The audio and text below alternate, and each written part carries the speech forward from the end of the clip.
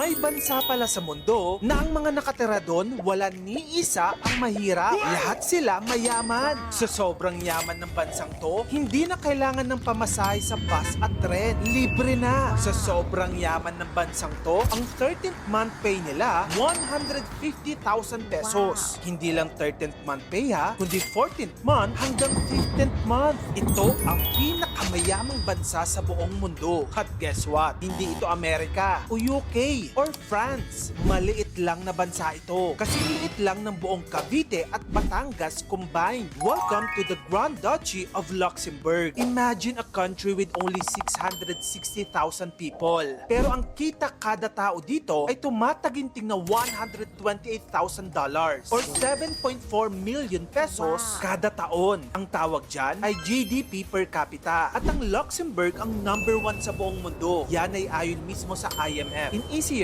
terms, mas marami ang pera ng kada tao dito kumpara sa kahit na anong parte ng mundo. In short, lahat sila mayaman. Para lang ma-imagine mo, no? Kung dito ka tumira, ganito ang buhay mo. Sa Luxembourg, libre lahat ng public transport. Bus, tren, at tram. Kahit taga-ibang bansa ka. Kaya pag magbabakasyon ka dito, tanggalin mo na sa budget mong pamasahe. Kasi sagot na yan ng gobyerno nila since 2020. Libre din ang edukasyon doon. Mula kindergarten hanggang university. Walang tuition. Libre din ang kanilang healthcare. Pati eyeglasses mo worth 200 euros o 14,000 pesos kada taon ay sagot na ng gobyerno nila. At ang 13th month pay nila ay nasa 2,300 euros per month or 150,000 pesos kada buwan. Wala silang stress sa traffic. Tahimik at super linis ng paligid. Ang mga park nila, hindi lang park. Parang gubat na Instagrammable. Kilala din ng Luxembourg sa kanilang work-life balance. Halos lahat ng empleyado may 30 days paid leave every year. Pero wait.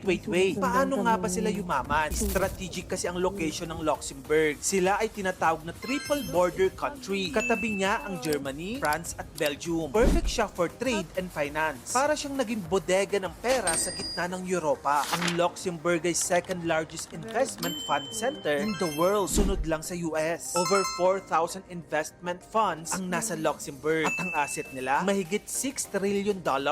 Meron ding 150 international banks ang may branch dito sa bansang to. Low taxes din sila at may transparency. Imbis na magtaas ng buwis, competitive corporate tax rates ang inoffer nila. Kaya maraming tech at finance companies ang lumipat sa bansang to. Pero hindi sila tax haven in a bad way ha. Regulated and legit ang sistema. Maliban dyan, stable ang government nila. Kaya naging investor magnet sila. Hindi sila palit ng policies. Dahil dito, investor trust them. Walang corrupt, walang trapo. Ang isa pang factor kung bakit sobrang yaman nila, small population equals to big slice. Ang Luxembourg ay may population na 660,000 lang. Pero alam mo bang 200,000 na katao mula France, Belgium at Germany ang nagtatrabaho sa Luxembourg? Sila ang tumutulong sa ekonomiya ng bansang ito. Pero hindi nila ito kaagaw sa benefits. Smart, di ba? Ang OFW nila, mga French. Taray. Maliban dyan, hindi lang puro yaman ang Luxembourg ha. Napakaganda din ng bansang to. Tignan mo naman ang sceneries na to.